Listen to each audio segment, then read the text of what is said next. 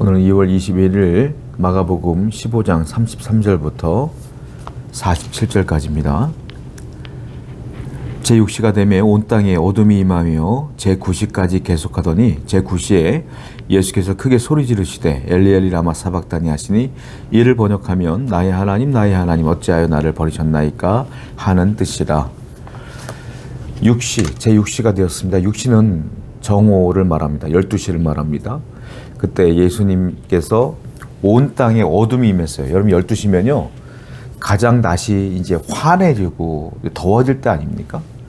그런데 그때 갑자기 어둠이 임했어요. 이 어둠이라는 건 그냥 어둑어둑해지는 게 아니라 진짜 앞을 볼 수 없는 깜깜한, 한 번도 사람들이 경험해보지 못했던 밤보다 더 어둠을 말하는 거예요. 빛은 하나도 없는 어둠을 경험하게 됩니다. 그 제9시 오후 3시가 되었을 때는 주님께서는 외치시죠. 엘리 엘리 라마 사박다니 나의 하나님 어찌하여 나를 버리셨나이까 이렇게 말씀하시는 장면을 보게 됩니다. 근데 이것은 예수님께서 하나님을 원망하는 장면이 아니에요.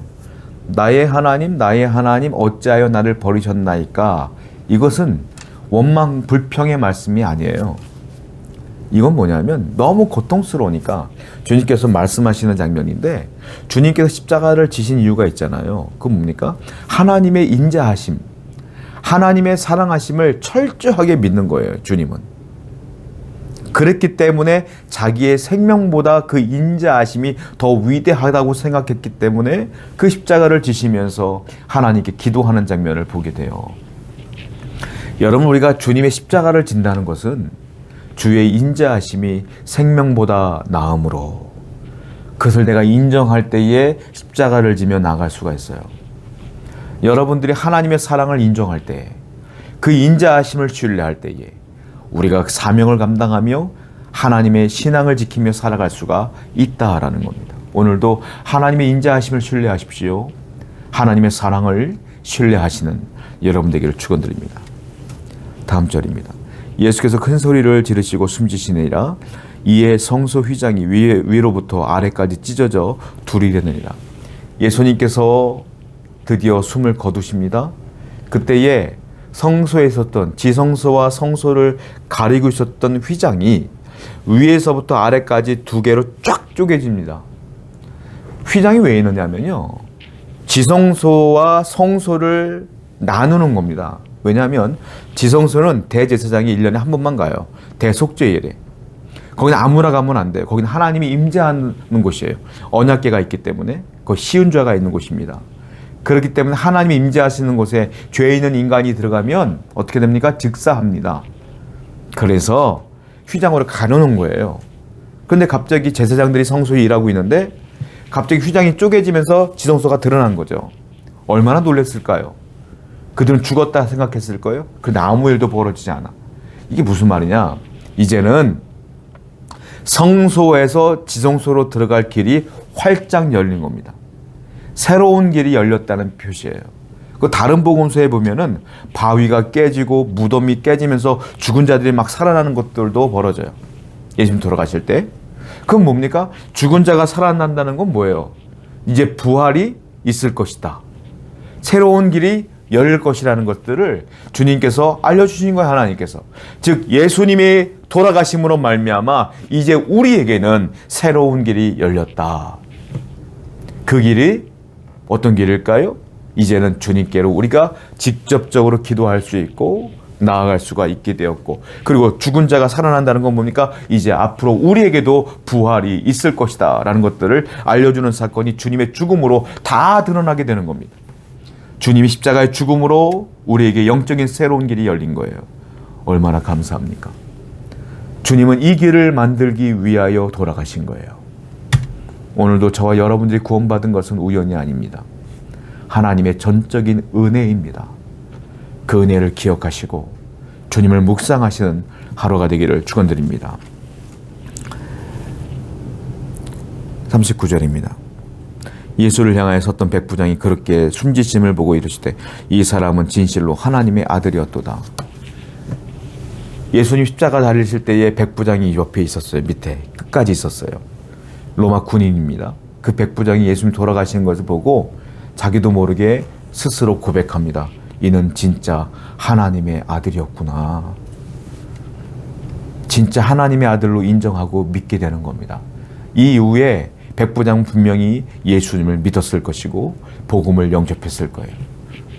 여러분, 놀라운 게 뭔지 아십니까? 유대인들은 예수님을 십자가에 못 박여 죽였죠. 그런데 예수님의 죽음을 보고 최초로 그분은 하나님의 아들로 인정한 사람은 이방인 백부장이었다라는 겁니다.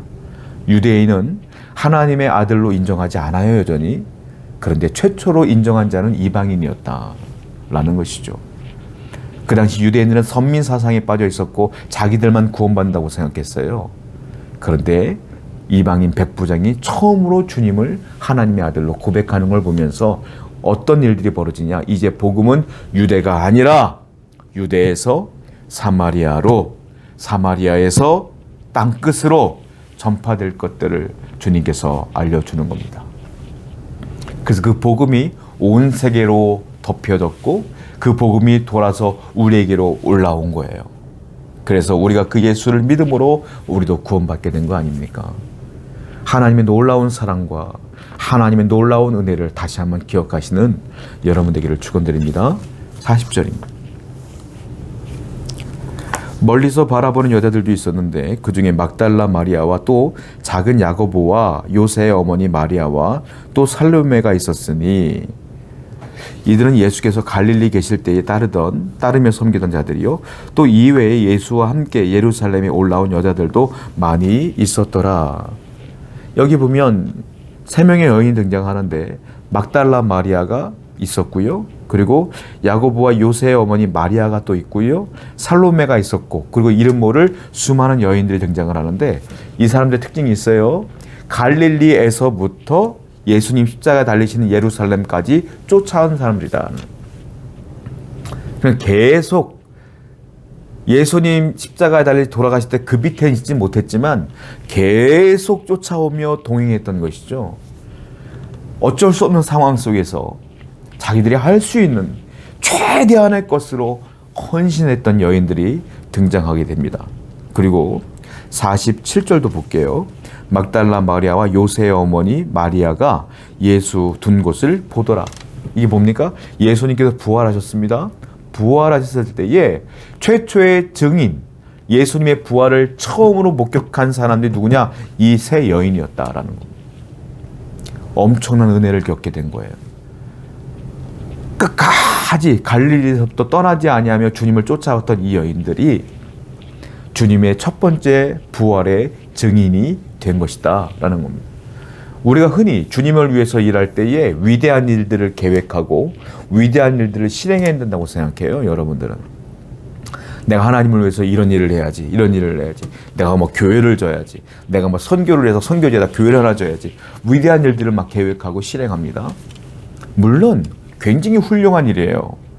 그런데 우리가 매일매일 삶 속에서 주님께 위대한 일을 행할 수 있는 일들이 있어요. 뭔지 아십니까? 오늘 이 세 여인이 갈릴리에서부터 돌아가시는 그 장소까지 동행했던 것처럼 주님과 늘 함께 동행하는 것이 가장 위대한 일이다라는 겁니다.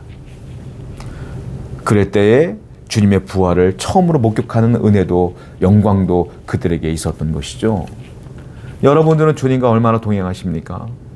매일매일 삶 속에서 얼마나 주님과 동행하십니까? 여러분 화가 나십니까? 화가 날 때 어떡하죠? 주님 잠깐 계세요 하고 화내고 짜증내고 싸우고 그 다음에 나중에 돌아와서 회개하고 죄송합니다 이러십니까? 죄 짓습니까? 내가 죄를 짓고 싶은 마음이 있어요. 죄인 줄도 알아. 그런데 하나님의 마음이 있어. 신앙적인 양심이 있어. 그러나 잠깐 양심을 내려놓고 주님 잠깐 계세요 하고 죄 지을 걸 다 죄 지은 다음에 돌아와서 죄송합니다 회개하십니까? 그건 동행이 아니죠. 그거는. 동행은 뭐예요? 여러분 여러분들이 존경하는 누군가 동행할 때에, 여러분들이 사랑하는 누군가 동행할 때에 여러분들이 마음대로 그 사람 옆에 있는데 죄 져요? 그땐 참지 않습니까? 하고 싶은 거 참죠. 매너가 있지. 배려심이 있죠. 그렇잖아요. 그렇지 않습니까? 그런데 주님과 동행한다는 사람들이 말이에요. 지을 죄를 다 짓고 돌아와서 회개하고. 그거 뭡니까? 주님을 전혀 배려하지 않는 것이죠. 주님을 그 순간 잊어버리는 것이죠. 동행은 주님이 늘 곁에 있다고 믿고 나도 주님 곁에 있다고 믿고 살아가는 겁니다. 그러면 주님의 말씀대로 사는 것이고 기도하며 사는 것이고 묵상하며 사는 것이고 예배하며 사는 것이고 복음을 전하며 사는 것이겠죠. 오늘도 주님과 동행할 때에 하나님의 은혜가 여러분 가운데 있기를 축원드립니다. 43절부터 46절입니다. 아리마대 사람 요셉이 와서 당돌이 빌라도에게 들어가 예수의 시체를 달라 하니 이 사람은 존경받는 공회원이요 하나님의 나라를 기다리는 자라. 빌라도는 예수께 벌써 죽었을까 하고 이상히 여겨 백부장을 불러 죽은 지가 오래됐냐 묻고 백부장에게 알아본 후에 요셉에게 시체를 내주느니라. 갑자기 처음 보는 사람이 등장합니다. 아리마대 요셉이라는 사람이 등장을 하는데 당돌하게 빌라도에 가서 예수님 돌아가셨으니까 그 시체 나에게 주십시오. 내가 그분을 무덤에 장사 지내겠습니다. 라고 말하는 거예요. 빌라도가 깜짝 놀랐어요. 야, 그 젊은 예수가 벌써 죽었단 말이야?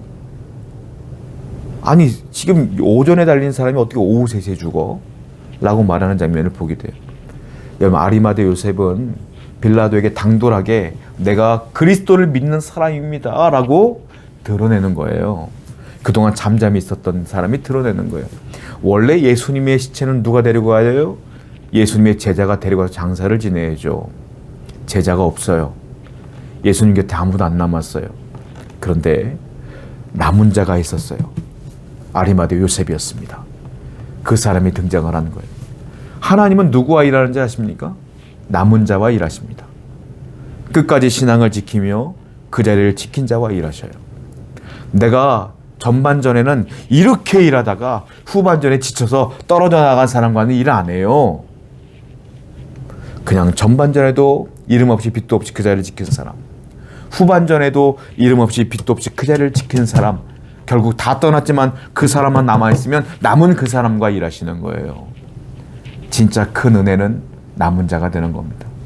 성도 여러분, 오늘 우리가 남은 자가 되어 하나님의 역사를 이루는 귀한 성도가 되기를 축원드립니다. 기도하겠어요. 아버지 하나님, 언제나 주님과 동행함으로 주님의 영광을 드러내는 자가 되게 해주시고 언제나 남은 자가 되어 하나님의 역사를 이루는 성도가 되게 해주시옵소서. 예수님의 이름으로 기도드렸습니다. 아멘.